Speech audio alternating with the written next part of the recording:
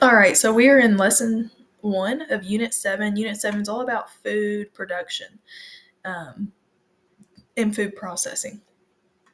So you're probably pretty familiar with what a processed food is. Actually, that's most of what you're going to see in the stores. Besides fruits and vegetables, we really don't have that many fresh foods anymore unless you go to a farmer's market or you grow it yourself. So a lot of what we see is going to be processed, and there's a reason for that. There's a reason that we changed to processed foods, and it's order to keep up with the demand. And um, there are certain other reasons why we process. An example they give is um, peanut. A lot of people have peanut allergies. Peanuts are one of the number one allergies, and it can be fatal to those that are allergic to it. So people, there's scientists that are still trying to figure out a way to reduce the risk of allergic peanut reactions to peanuts through processing. So processing can do things like that.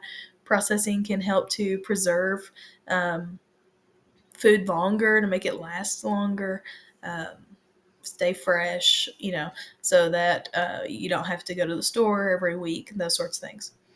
So it's changed a lot since the early days and early methods. Some early methods of food processing your grandparents or great grandparents probably did. I enjoy doing it for fun, is canning.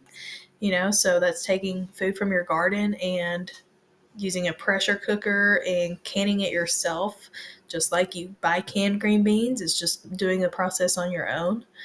Um, you know, Butchering an animal, that can be a type of processing foods. Um, we don't do that ourselves anymore on the back porch. There's slaughterhouses for this, that they have a whole process for this. So that's just some examples of how times have changed. It offers a wide variety of options. So this is the reason food processing is the reason that we have food accessible all year.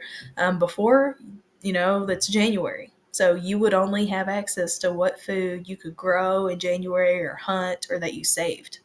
So a lot of people starved and a lot of people were very hungry. So um, processing and preservation has definitely helped with that. There are some cons to it, and we'll get into that as well.